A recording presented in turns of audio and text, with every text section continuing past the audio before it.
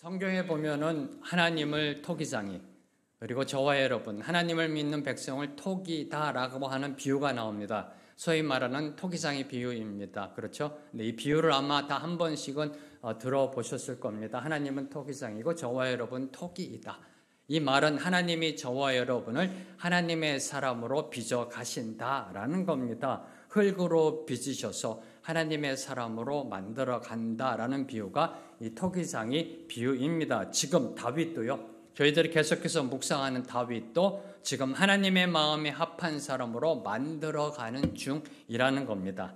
그래서 이 말씀을 묵상하다 문득 이런 좀 질문이 들더라고요. 자, 하나님은 우리를 하나님의 토기로 만들어 가실 때 언제 제일 긴장하실까? 좀 이상한 질문이 떠오르더라고요. 네. 하나님은 우리를 만들어 가실 때 흙으로 빚으셨습니다. 그리고 어떤 성형을 만드셨을 거고, 그렇죠? 네. 그리고 우리를 하나님의 사람으로 만들어 가실 때 언제 제일 긴장하실까? 언제 제일 신경을 많이 쓰실까? 언제 제일 관심을 가지실까? 언제 제일 주목하실까? 이런 질문이 이렇게 들더라고요. 근데 그러면서 도자기를 만드는 공정을 한번 인터넷에 이렇게 한번 찾아봤습니다. 그래서 도자기 장인들이 이구동성으로 하는 말은요, 도자기를 만들 때 제일로 주목하며 신경 쓰고 주의를 집중하는 시간이 바로 도자기가 불가마 속에서 구워지는 동안이라고 합니다. 이 도자기 장인들이 도자기를 만들 때요, 흙을 분쇄하고 흙을 갑니다. 그리고 그것을 성형을 하고요, 그리고 초벌구이를 하고 유약을 바르고 재벌구이를 하고 이런 공정을 거치는데 가장 주의를 집중하는 시간, 가장 신경을 쓰는 시간이 그 도자기가 불가마 속에서 구워지는 그 시간이다라고 도자기 장인들이 이구동성으로 강조하고 있습니다. 부족하지도 않고요, 초과하지도 않는 가장 적절한 시간에 불 속에서 꺼내야만 가장 아름다운 빛을 내는 도자기가 완성될 수 있기 때문입니다. 하나님은 다윗이 한계 상황이라는 불가마 속에서 고통스러워할 때요, 더 많은 관심과 사랑으로 다윗을 지켜보셨다라는 겁니다. 다윗이 맞닥뜨린 그 한계 상황 앞에서요, 힘겨워할 때 아무것도 하지 않으신 게 아닙니다. 뒷짐지고 방관하신 게 아닙니다. 내가 너에게 말씀을 줬고 내가 너에게 성령을 줬으니 네가 네 힘으로 한번 일어나 봐라라고 방관하신 게 아니라, 이 다윗이 이 한계 상황의 불가마 속에서 힘들어할 때 눈동자와 같이 지키시고 강한 오른손으로 붙잡고 계셨다라는 겁니다. 이 한계 상황에 이 고난을 통하여 다윗은 한층 더 견고하고 성숙한 작품으로 빚어내고 계셨던 겁니다. 우리가 이 세상을 살아가면서 겪게 되는 그 고난, 그 불가마의 고난은 헛되이 주어지는 것이 아니라는 겁니다. 하나님은 고난의 풀무를 통해 하나님의 백성을 연단하시고 빚어 가십니다. 다윗 역시, 저희들이 계속해서 묵상하는 다윗 역시 그 불가마의 고난을 겪으면서 하나님의 사람으로 만들어져 가고 있었던 겁니다. 저와 여러분, 우리 믿는 자들이요, 고난의 불가마 속에서 하나님의 사람으로 만들어져 감 속에 두드러지게 나타나는 특징들이 있습니다. 흙으로 빚어져서 하나님의 사람으로 이렇게 불가마의 고난을 통하면서 하나님의 사람으로 만들어져 가는 가운데 두드러지게 나타나는 특징들이 있는데, 그 중에 가장 대표적인 게 기도라는 겁니다. 기도. 다윗은 한계 상황의 그 불가마 속에서 힘들어할 때 그때 하나님을 찾았습니다. 그렇죠. 지난주의 말씀, 한계 상황은 우리에게 순기능을 준다. 하나님을 찾게 된다. 절대자를 찾게 된다. 그 한계 상황의 불가마 속에서 힘들어하는 그때 다윗은 하나님을 찾고 하나님께 더 가까이 나아갔습니다. 왜요? 하나님밖에 도움 줄 분이 안 계시니까. 오직 절대자 외에는 답이 없으니까 하나님의 도우심을 구할 수밖에 없었습니다. 하나님을 찾았습니다. 하나님께 부르짖었습니다. 그리고 마침내 응답하시는 하나님의 선하심을 맛보아 체험하였음을 시편 34편에서 고백하였습니다. 작은 신음에도 응답하시는 하나님의 손길을 경험하였던 겁니다. 한마디로 하나님과의 영적 교감이 일어났던 겁니다. 언제요? 한계 상황의 불가마 속에 있을 때. 언제요? 다윗이 왕자에 앉아 있을 때가 아니라 일이 잘 풀릴 때가 아니라 한계 상황의 불가마 속에 있을 때, 심히 두려워 미친 척하고 있을 때, 그때 하나님과 영적 교감이 일어났던 겁니다. 왜요? 한계 상황의 불가마 속에서 다윗은 힘들어하며 하나님을 찾으려고 더 앞으로 나아갈 때, 하나님은 그 불가마 바깥에서 가장 관심을 갖고 주의를 쓰시며 얼굴을 내미시니까 도대체 애가 잘 구워지고 있는 거지, 혹시 문제가 있는 건 아니지, 혹시 깨지는 건 아닌지, 다윗은 하나님을 향해 나아가고 하나님은 다윗을 향해 얼굴을 내밀고 영적 교감이 일어났던 겁니다. 언제요? 한계 상황의 불가마 속에 있을 때. 여러분 그거 아세요? 우리가 기도할 때 하나님이 가장 가까이 계시다는 사실. 우리가 기도할 때 그분은 가장 우리와 함께 가까이 계신다라는 사실입니다. 이 하나님의 선하심을 체험한 기도, 하나님의 도우심을 체험한 기도, 그 다윗의 기도가 오늘 말씀 속에 증거되고 있습니다. 다윗의 기도가 어떻게 변했는지, 하나님의 선하심을 체험한 기도, 그 기도가 더 깊어지고 넓어진 그 기도의 모습이 오늘 말씀 속에 증거되고 있습니다. 그 기도의 모습을 살펴보면서 오늘 저희도 은혜 받고자 합니다. 어떻게 기도해야 하는지. 자, 오늘 말씀은요, 다윗이 모압 요새에서 유다 땅으로 돌아와 제일 먼저 한 일, 유다 땅으로 돌아와 제일 먼저 한 일이 기록되어 있습니다. 그 일날을 블레셋의 공격으로부터 구원해 준 사건에 대해서 기록하고 있습니다. 자, 먼저 1절을 보면요. 1절을 보면 다윗이 블레셋과 접경지대에 위치한 유다의 성읍 그엘라가 블레셋의 습격을 받았다라는 소식을 듣게 되었음이 기록되어져 있습니다. 다윗이 들었습니다. 유다 성읍 그엘라가 블레셋의 침공을 받았다. 이때 여러분이 만약에 다윗이라면 어떻게 반응하셨을까요? 한번 생각해 보세요. 이때 여러분이 다윗이라면 어떻게 반응했을까? 내 코가 석자인데, 그렇죠? 내 코가 석자잖아 지금요. 어떻게 여러분은 반응하셨을까? 저와 여러분이 인생을 살다 보면요, 선택을 해야 하는 중요한 순간들이 옵니다. 선택을 해야 하는 중요한 순간들이 우리를 찾아옵니다. 선택의 경우의 수를 두고 이리 생각하고 저리 생각합니다. 그렇죠? 이렇게 해야 될까? 저렇게 해야 될까? 이때 주어진 상황을 현명하게 올바로 제대로 분석하고 지혜롭게 판단해야 하는 거 매우 중요합니다. 그렇죠? 잘못 판단했다가는 어떠한 일이 닥칠지 모릅니다.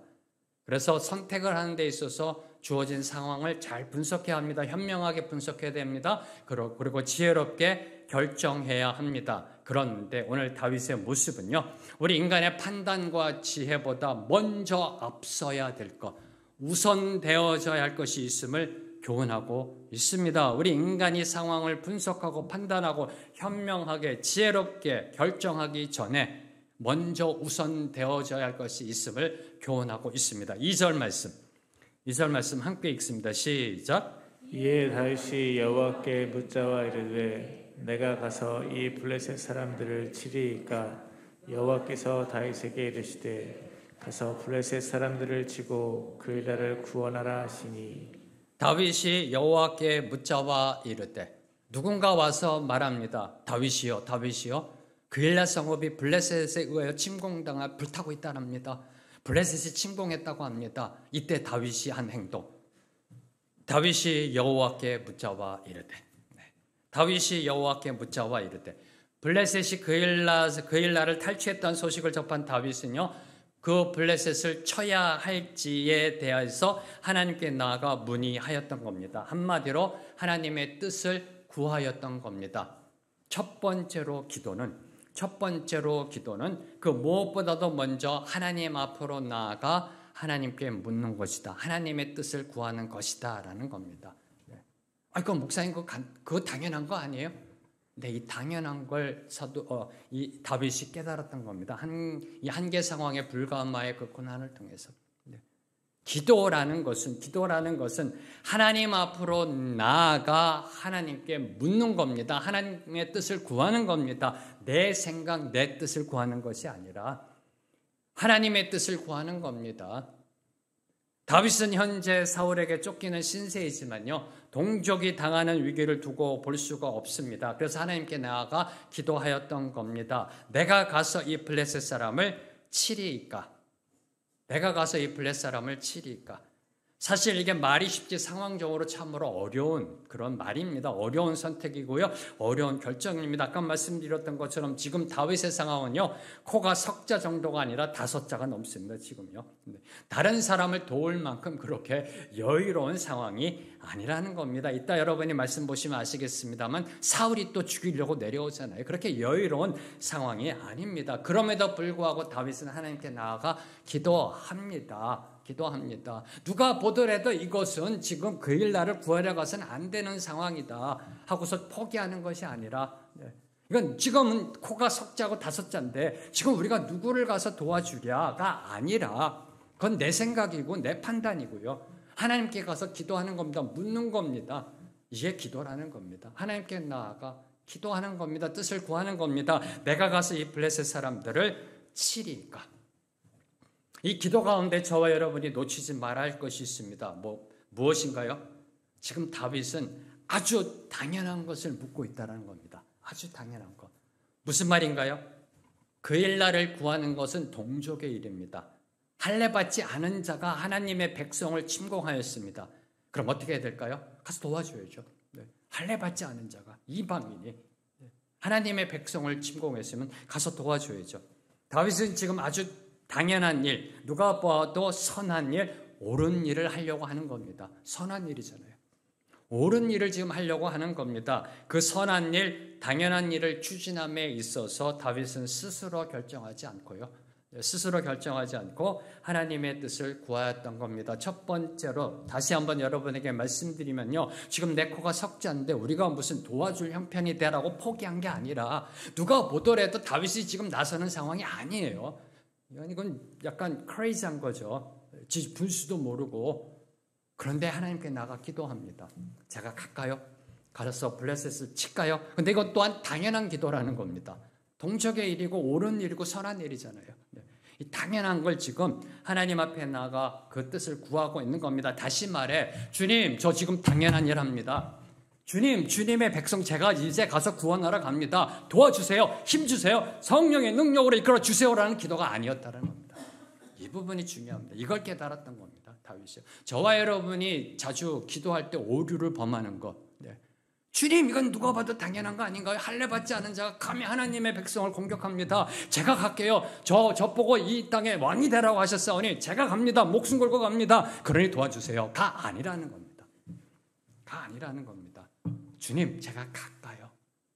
블레셋을 치리까라고 그 뜻을 묻는 겁니다. 하나님이 예스 치라 하면 가는 거고요. 아니다 그러면 안 가겠다라는 겁니다. 당연한 걸 하니까 내가 하겠습니다가 아니라 이미 결정해 놓고 도와주세요가 아니라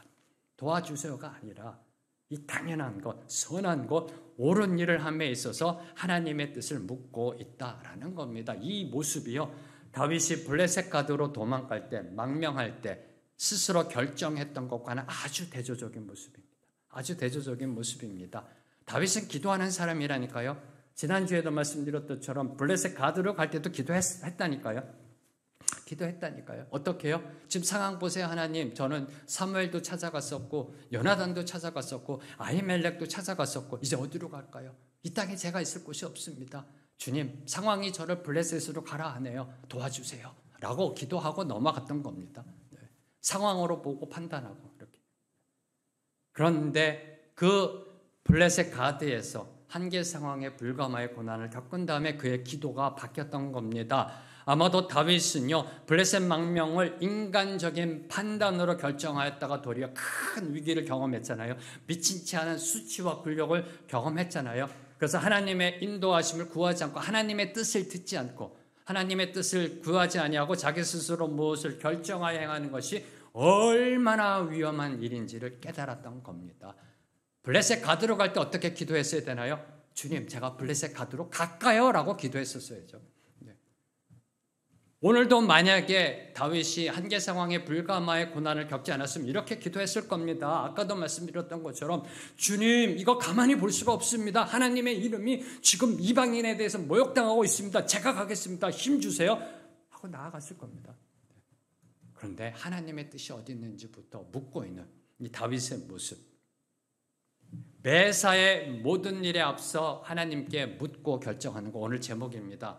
매사의 모든 일에 하나님께 기도하는 것이 아니라 앞서가 중요합니다.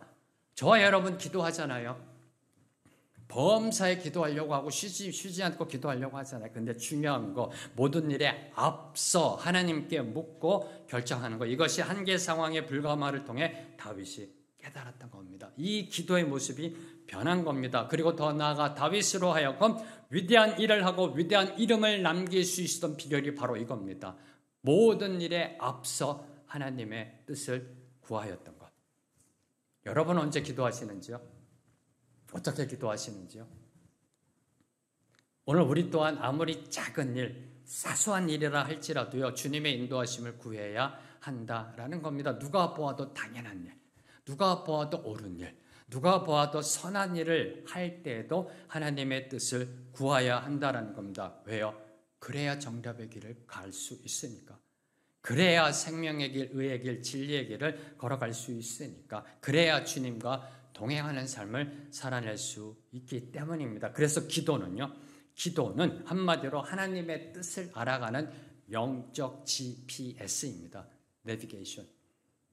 기도는요, 내가 원하는 걸 하나님 앞에 올려드리는 게 아니라, 기도는 내 인생을 통해 이루어지는 하나님의 섭리 뜻을 알아가는 영적 GPS, 영적 내비게이션이라는 겁니다. 이를 묵상하다가요, 떠오른 찬송가가 있습니다. 떠오른 찬양이 찬송가 549장입니다.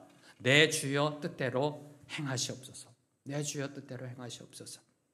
이 찬송은 18세기 초 1704년입니다. 여러분이 아마 나중에 찬송가 보시면요, 1704년이라고 기록되어 있을 겁니다. 그 벤자민 슈머 그 독일 목사님께서 작사하신 그러한 찬송입니다.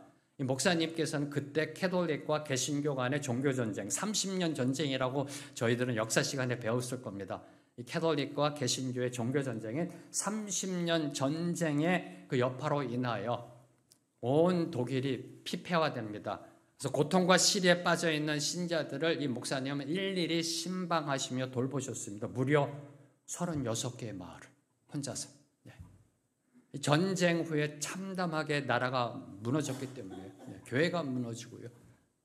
그래서 36개의 마을의 교회들을 돌봐야 했기 때문에 한 번 신방을 나가시면요, 며칠씩 집을 비우기가 일쑤이셨습니다. 근데 어느 날 부인과 함께, 사모님과 함께 신방을 갔다 밤늦게 돌아와 보니 집에 불이 나 완전히 잿더미로 변해 있었습니다.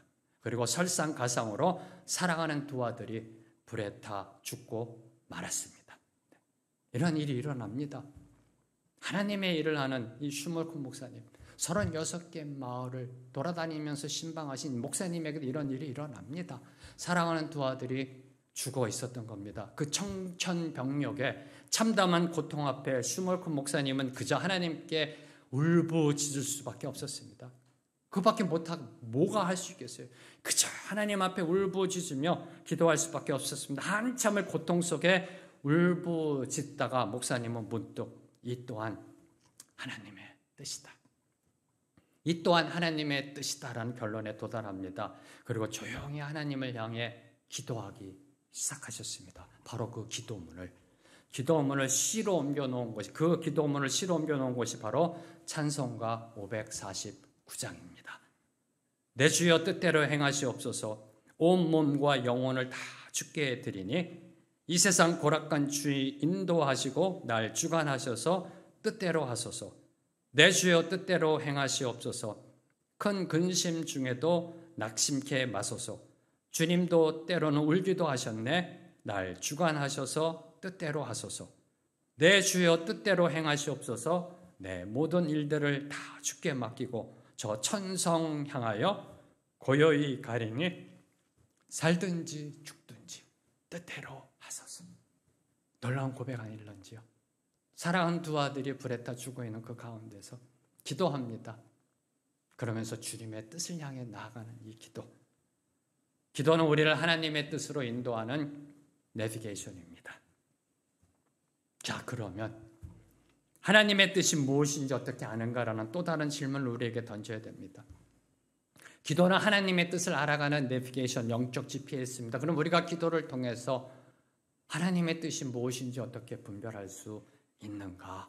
기도는 하나님께 나아가 하나님의 뜻을 구하는 것이다. 그러면 하나님의 뜻을 우리가 어떻게 분별하는가? 그 뜻을 어떻게 아는가? 이에 대해서 많은 신학자들께서 그리고 이 목사님들께서 제시한 여러 영적 지침들이 있습니다. 이에 대해서 어떻게 하나님의 뜻을 분별하는가? 예를 들어서 우리가 간구하는 것이 하나님의 말씀과 일치하는가를 살펴보아라. 또는 우리가 간구할 때 하나님이 우리 안에 확신을 주시는가 체크해 봐라. 또는 우리 간구가, 우리의 기도가 이루어지면 궁극적으로 하나님이 영광 받으시게 되는가를 생각해 봐라. 등등등 여러 가지 영적 지침들이 있습니다. 이 모든 영적 지침들보다 반드시 앞서야 되는 것이 하나 있습니다. 그것이 무엇일까요?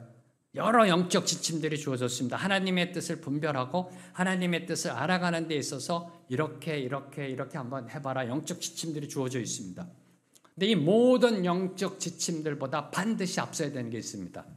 뭘까요? 그것은 바로 듣는 것입니다. 듣는 것. 들어야, 하나님의 말씀을 들어야, 음성을 들어야 그게 하나님의 말씀과 일치하는지, 하나님의 말씀을 들어야 그게 하나님께 영광이 되는지, 하나님의 말씀을 들어야 그 말씀이 하나님의 뜻에 합당한지 안 한지를 알 수가 있잖아요. 듣지 못하면 그 다음 단계로 나아가지를 못합니다. 듣지 못하면 아무런 영적 지침이 주어져도요, 어떻게 해볼 도리가 없는 거 아닐런지요? 먼저 들어야 한다는 겁니다. 먼저 들어야 됩니다. 그분의 음성을 들어야만 그것이 하나님의 뜻인지 우리가 분별할 수 있다라는 겁니다. 그래서 두 번째로 기도는 듣는 것이다. 기도는 듣는 것이다. 첫 번째로 기도는 하나님 앞으로 나아가 하나님의 뜻을 구하는 것이다. 내 간구, 내 뜻을 이야기하는 게 아니라 하나님의 뜻을 묻는 것이다. 두 번째로 기도는 하나님의 음성을 듣는 것이다. 2절 하반절을 보세요. 여호와께서 다윗에게 이르시되 가서 블레셋 사람들을 치고 그 일날을 구원하라. 다윗이 하나님 앞에 나아가 묻자와 이르되, 이에 대해서 여호와께서 다윗에게 이르시되, 이는 다윗이 하나님의 음성을 들었음을 보여주고 있는 겁니다. 들었습니다. 기도라는 것은요, 하나님과의 인격적 교제 가운데 이루어지는 영적 대화라는 겁니다. 영적 대화. 그렇죠? 영적 대화가 기도잖아요. 말하고 듣고 일방적인 상소문 올리는 것이 아닙니다. 기도 제목 리스트를 열거하는 기한서나 소견서나 청구서가 아니라는 겁니다. 저와 여러분이 대부분 기도할 때 범한 오류 아닌가요? 기도의 리스트를 그냥 쭉 열거해서 올려드리잖아요. 그리고 기도 끝나면 예수님의 이름으로 기도하십니다 하고 가잖아요. 하나님이 뭘 말씀하시려고 그러는데 아멘 하고 가버리잖아요. 내가 할 얘기 다 해버리고. 그렇게 기도하지 않으세요? 쭉 시작해가지고요. 이렇고 저렇고 이게 이렇게 해주시고 이렇게 가서 이렇게 돼서 하나님 영광 받아 주시옵소서. 예수님의 이름으로 기도합니다. 하나님 잠깐만 내가 얘기할게. 아니요, 아멘. 이게 우리 기도 아닌가요? 기도는요, 영적 대화라니까요. 기도는 듣는 것이라니까요. 다윗이 여호와께 묻자와 이르되 여호와가 다윗에게 이르되, 이게 기도입니다. 기도는 듣는 것입니다. 기도는 듣는 것. 오늘도 역사하시는 하나님은, 살아 역사하신 하나님은 우리의 간구, 우리의 기도를 듣고 계십니다. 우리에게 응답하십니다. 문제는요, 우리가 그 응답, 하나님의 음성을 듣고 있는가, 아니 들을 수 있는가, 바로 이게 문제라는 겁니다. 듣고 있는가, 들을 수 있는가.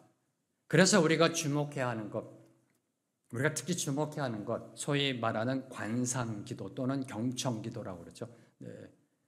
관상기도라고 하고도요, 경청기도라고 하는 바로 그 기도입니다. 우리가 주목해야 되는 것. 이 경청기도, 이 듣는 기도, 이 경청기도는 주님의 뜻을 듣는 기도입니다. 하나님께 시선을 집중하여 하나님의 임재로 우리 마음을 채우는 기도가 이 경청기도입니다. 하나님의 임재로 우리의 마음을 가득 채우는 기도. 다시 말해 듣는 기도, 경청기도의 시작은요, 기도는 듣는 것이다. 그럼 어떻게 듣느냐? 듣는 기도, 이 경청기도의 시작은 하나님의 임재에 대한 확신입니다. 하나님의 임재에 대한 확신, 하나님이 지금 나와 함께하고 계신다라는 믿음, 그 어떤 상황 속에서도 나와 함께하고 계신다는 믿음, 심지어 한계 상황의 불가마 속에서도 절망적인 상황, 앞뒤 좌우가 다 막힌 상황, 그런 상황 속에서도 나와 함께하고 계신다는 믿음만이 우리를 하나님과 영적 대화로 이끌어 준다라는 겁니다. 이 믿음, 하나님이 나와 함께하고 계시다는 이 믿음이 듣는 기도의 시작점이라는 겁니다. 하나님이 나와 함께하고 계시다는 믿음 없이 어떻게 기도가 이루어질 수 있을런지요. 네. 그래서 기도의 사람이라 불려지는 종교개혁가 마틴 루터, 하루에 최소 4시간 이상 기도하셨던, 24시간 기도하시는데 특별히 정해진 시간에 골방에 들어가 기도하시는 시간이 하루에 4시간 이상. 네. 마틴 루터, 하루에 4시간 이상 기도했던 마틴 루터는 이렇게 결론을 맺습니다. 믿음은 기도다. 네. 믿음은 기도다라고 결론을 맺습니다. 그리고 그 믿음의 기도를 통해서만 하나님의 뜻을 들을 수 있다. 그리고 그 뜻을 이루어 갈 수 있다라고 선언하셨습니다. 이렇게 듣는 기도는 듣는 것입니다. 하나님의 음성을 듣는 것입니다. 이 듣는 기도의 시작은 믿음입니다. 믿음. 네.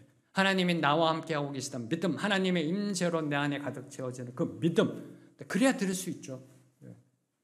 그리고 그 끝은 순종이라는 겁니다. 듣는 기도의 시작은 믿음이고요. 그 끝은 순종입니다. 들었으면 순종함으로 나아가게 되어 있습니다. 오늘 말씀 5절 말씀 함께 읽습니다. 시작. 다윗과 그의 사람들이 그일라로 가서 블레셋 사람들과 싸워 그들을 크게 쳐서 죽이고 그들의 가축을 끌어오니라. 다윗이 이와 같이 그일라 주민을 구원하니라. 하나님의 응답을 들은 다윗은요, 그일라로 내려갑니다. 블레셋을 물리칩니다. 그일라 주민을 구원하였습니다. 하나님의 말씀, 그 들은 말씀대로 순종하였습니다. 순종하였습니다. 다윗이 하나님께 나아가 기도했던 이유, 주님, 블레셋 치러 갈까요? 라고 기도했던 이유, 그 이유는 하나님이 응답하신다는 확신이 있었기 때문입니다. 이 확신이 없으면 기도 못하죠. 주님, 제가 지금 그일라로 가서 블레셋 칠까요? 주님이 응답하실 거라는 확신이 있었기 때문에 기도한 겁니다. 그리고 그 하나님이 보여주시는, 하나님이 말씀하시는 그 길이 정답의 길임을 알았기 때문에 기도한 겁니다. 그 정답을 듣고자 기도한 겁니다. 다윗에게 이런 믿음이 있었기에 그의 기도는 늘 항상 순종으로 귀결되었던 것입니다. 다시 선포합니다. 다윗에겐 이런 믿음, 어떤 믿음이요? 하나님이 응답하신다는 확신. 내가 기도하면 하나님이 응답하신다는 확신. 그리고 그 하나님의 응답은 늘 항상 옳다. 그 하나님의 응답은 늘 정답이다. 하나님의 응답은 늘 진리다라는 이 믿음의 확신이 있었기 때문에 기도를 들으면 순종으로 귀결되어졌던 겁니다. 들음은 순종으로 증명되어진다라는 겁니다. 듣는 기도의 열매는요, 신비 체험이나 성령의 기적을 경험하는 게 아닙니다. 이 기도의 열매는 순종입니다. 기도의 열매는 순종, 들은 대로 순종. 네.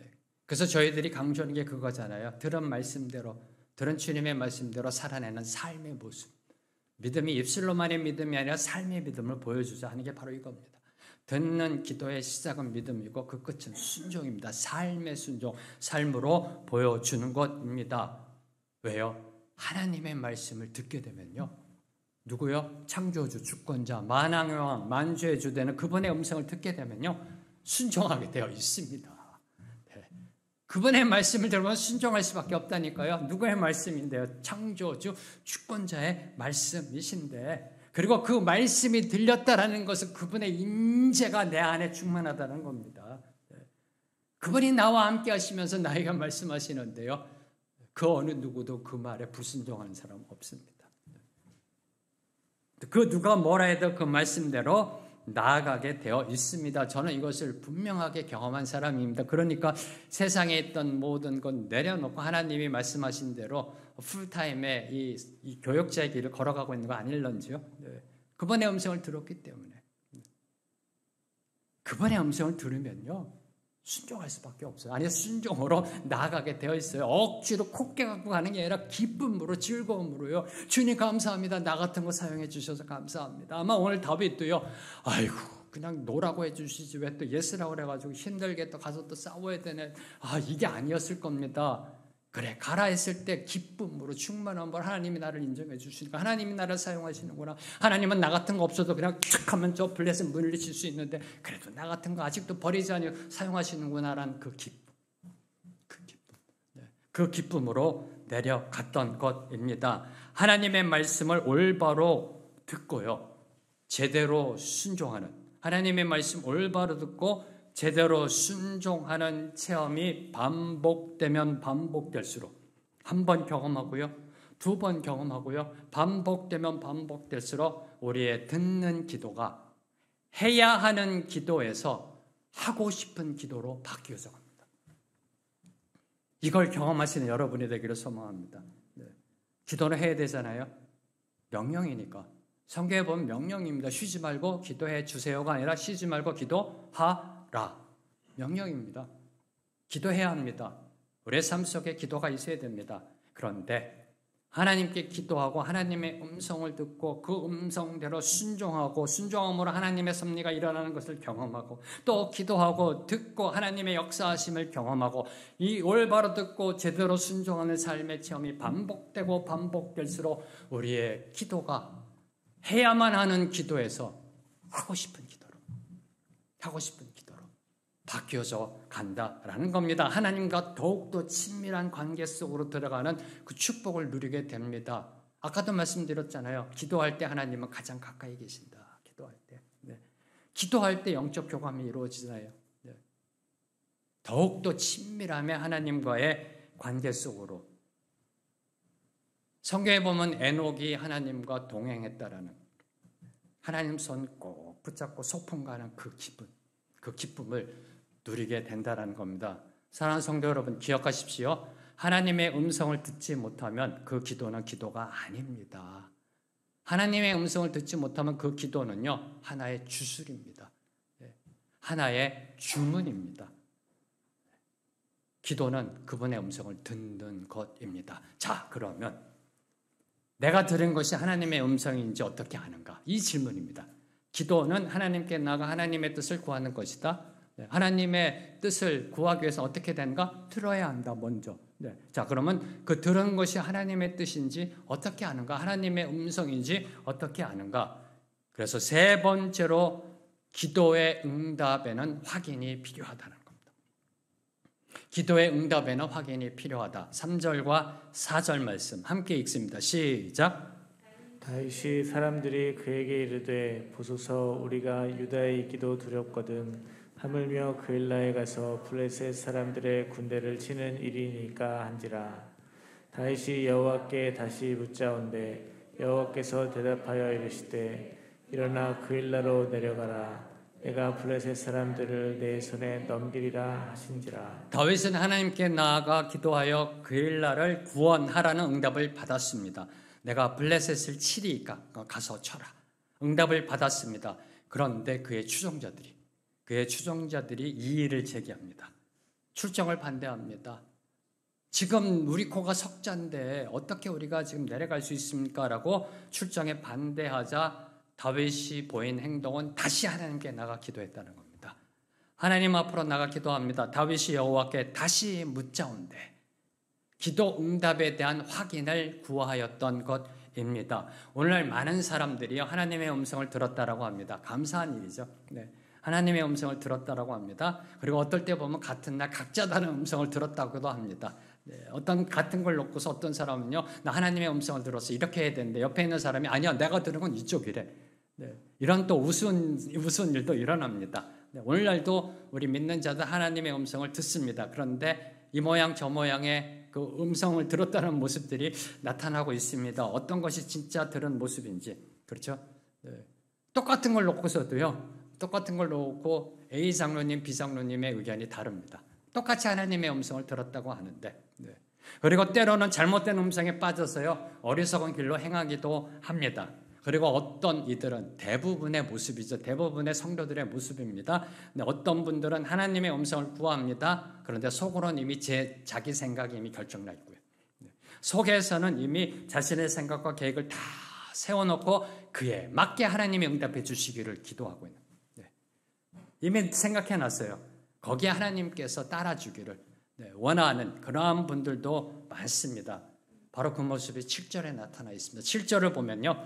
사울 왕이 다윗이 그일라에 있다는 보고를 받고서 보인 반응이 나옵니다. 사울은 다윗이 성 안에 있으므로 도관에 든 쥐라고 판단하였습니다. 그리고 이것을 어떻게 해석하나요? 하나님이 주신 기회다 라고 선포합니다. 하나님이 그를 내 손에 넘기셨도다. 하나님이 그를 내 손에 넘기셨도다. 예나 지금이나 신앙이 변질된 사람, 올바로 제대로 하나님을 믿지 못하는 사람, 신앙이 타락한 사람은 이처럼 주님의 뜻을요 자기의 입장에 맞게 왜곡하는 경향이 있다라는 겁니다. 자, 그러면 어떻게 하나님의 뜻을 올바로 제대로 들을 수 있을까? 어떻게 우리가 들은 것이 하나님의 음성이라고 확신할 수 있을까?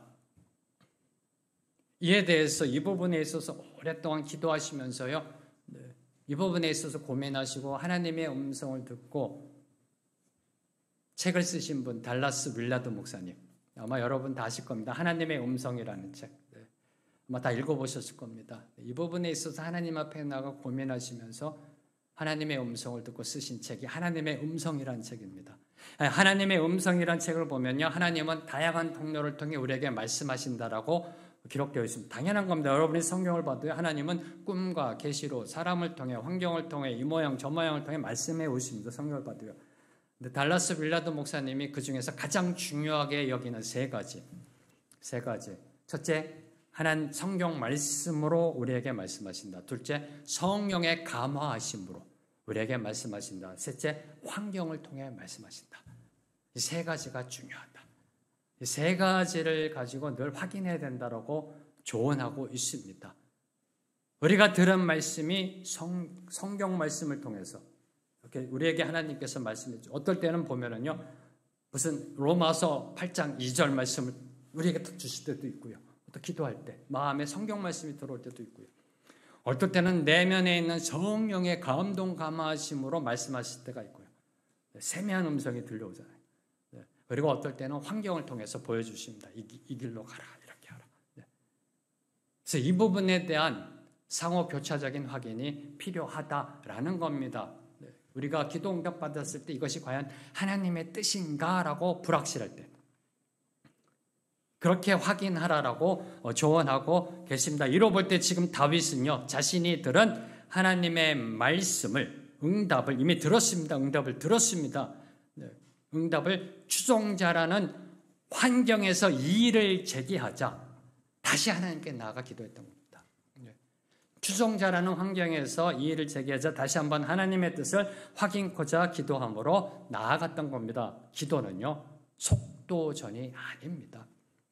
기도는 속도전이 아닙니다. 조급함을 내려놓아야 한다는 겁니다. 돌다리도 두드려 간다라는 그 신중함, 그 겸비함에 영성으로 하나님의 뜻을 구하여야 한다는 겁니다. 한마디로 기도에는 인내가 필요하다.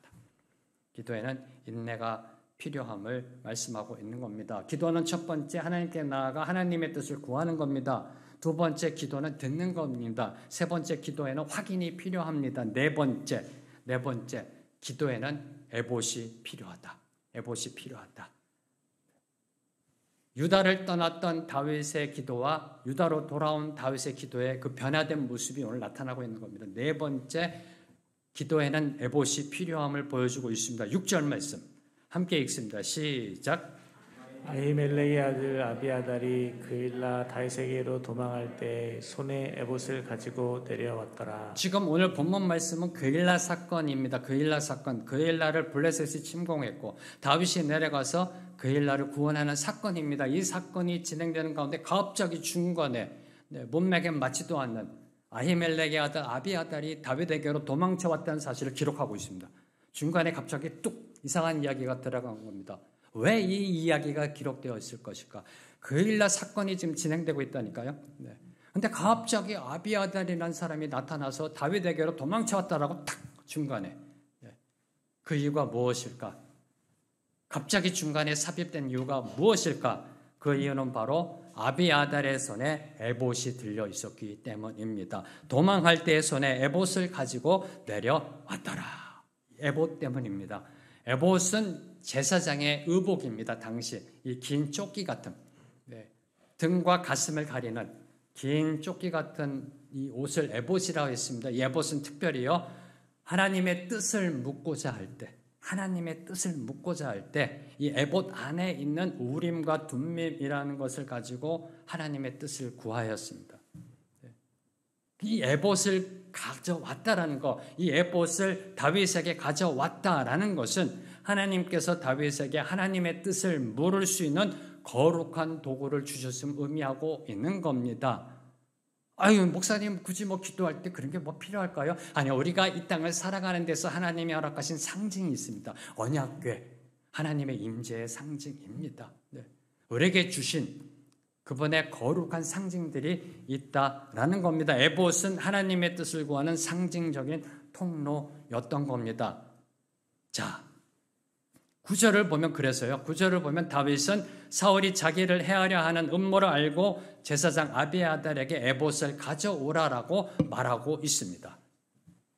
자, 그럼 만약에 이때 여러분이 다윗이라면요. 자신을 죽이려고 지금 사울이 군대를 이끌고 내려오고 있다는 소식을 들었으면 여러분 어떻게 하실런지요? 지금 사울이 군대를 이끌고요. 내려오겠다랍니다. 그 일라에 있으면 도관에 든 쥐입니다.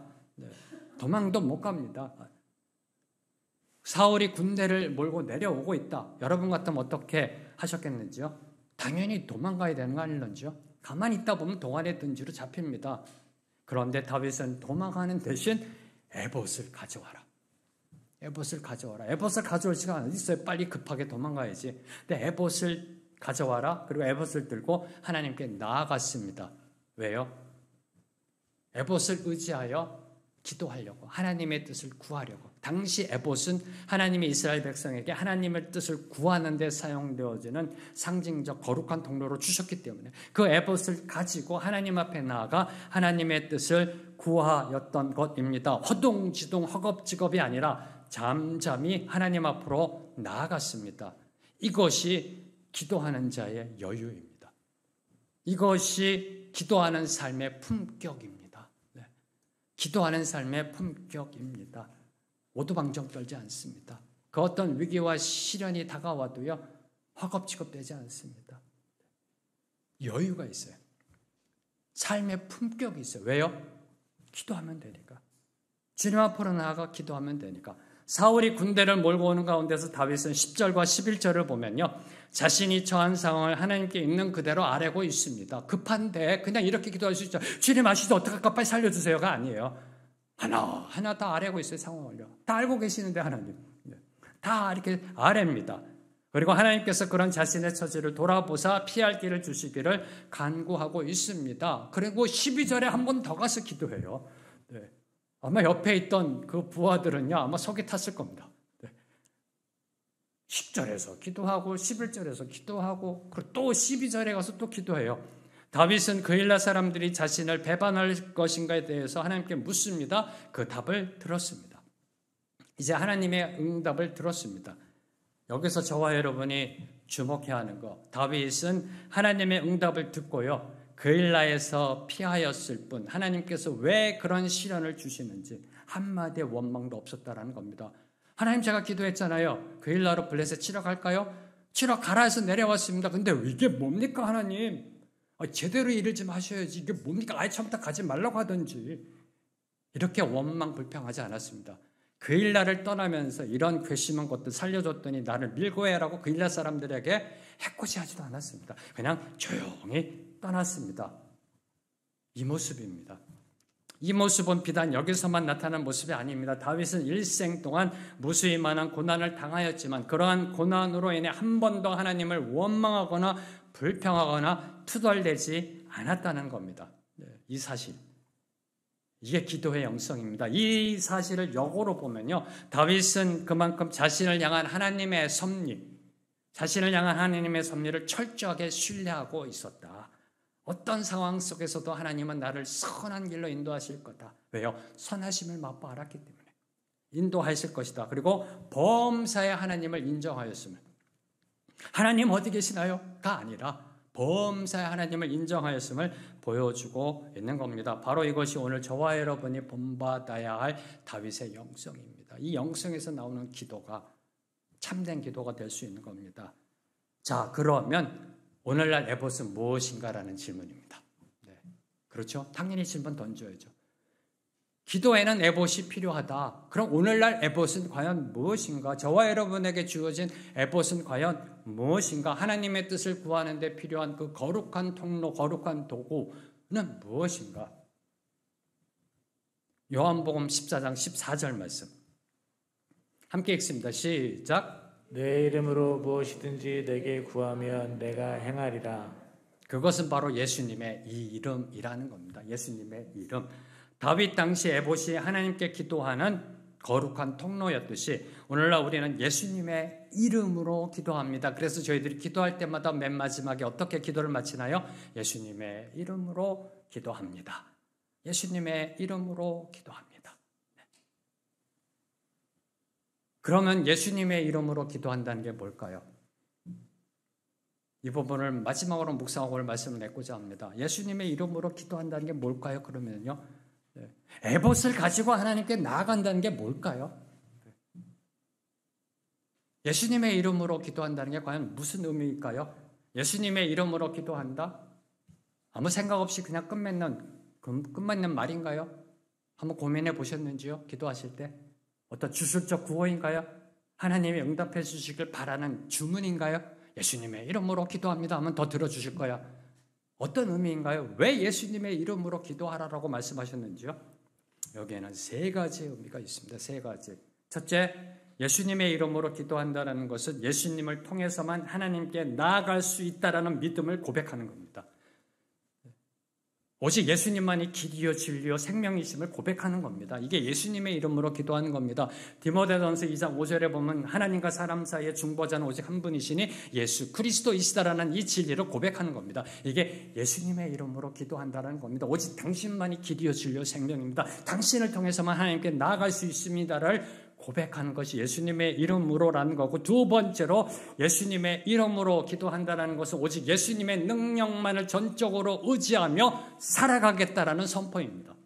내 능력, 내 힘, 내 방법, 세상적 방법이 아니라 하나님의 뜻, 하나님의 방법으로 살아가겠습니다라는 결단의 선언이 예수님의 이름으로 기도합니다. 입니다. 여러분이 기도할 때 여러분의 중보, 여러분의 간구들 주시옵소서, 주시옵소서, 주시옵소서라는 기도의 그 간구가 이루어지는 데 있어서 내 힘, 내 능력, 세상적 방법이 아니라 오직 100% 전적으로 하나님 당신의 방법대로 이루어지기를 믿습니다라고 결단하며 선포하는 게 예수님의 이름으로 기도합니다. 입니다.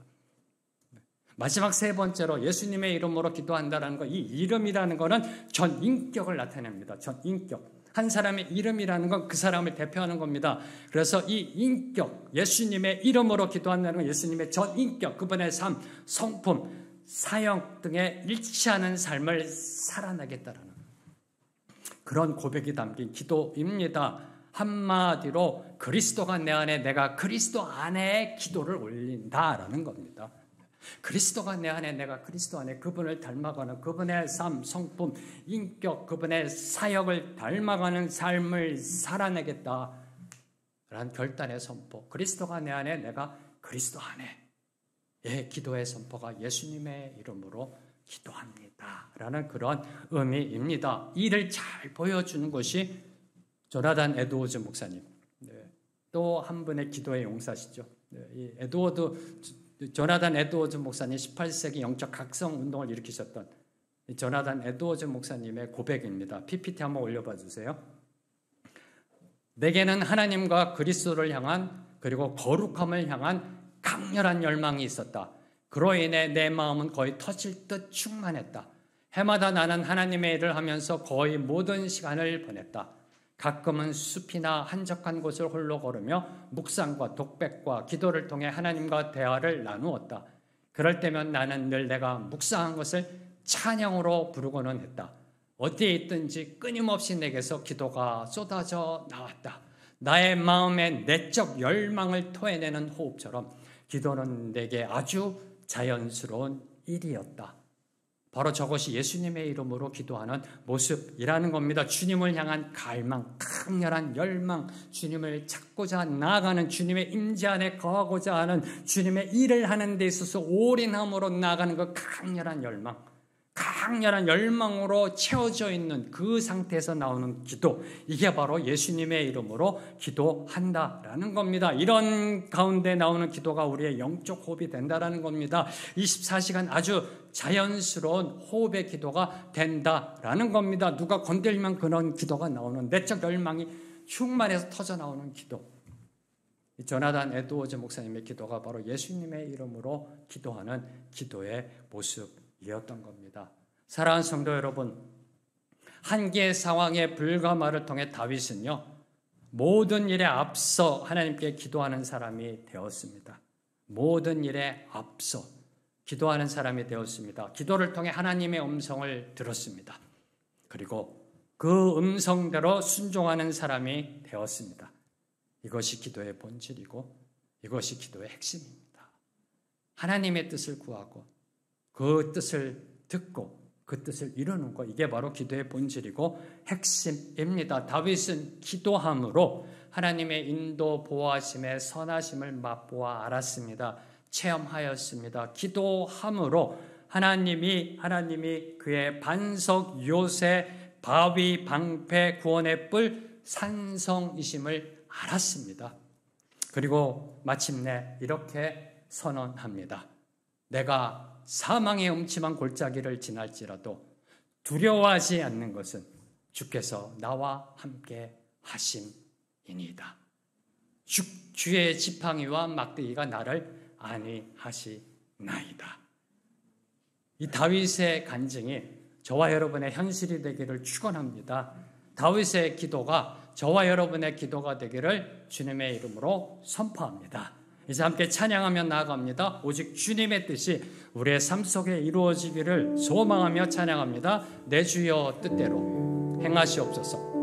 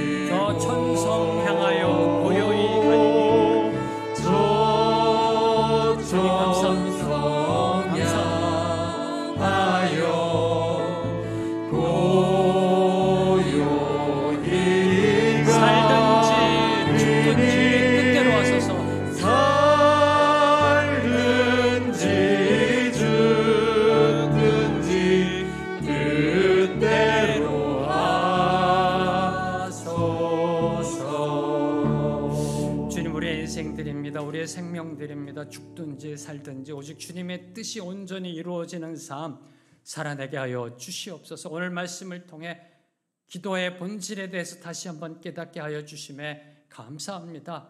하나님께 나아가 하나님의 뜻을 구하고 하나님의 뜻을 듣고 그 뜻을 이루어가는 삶 살아내게 하여 주시옵소서. 예수님의 이름으로 기도하는 그 기도의 능력을 보여주며 증거하며 선포하는 삶 살아내게 하여 주시옵소서. 주님 간절히 소망하며 기도합니다. 우리의 기도를 통해 우리의 삶을 통해 오직 주님의 뜻만이 선포 성취되게 하여 주시옵소서. 예수님의 이름으로 기도합니다. 아멘.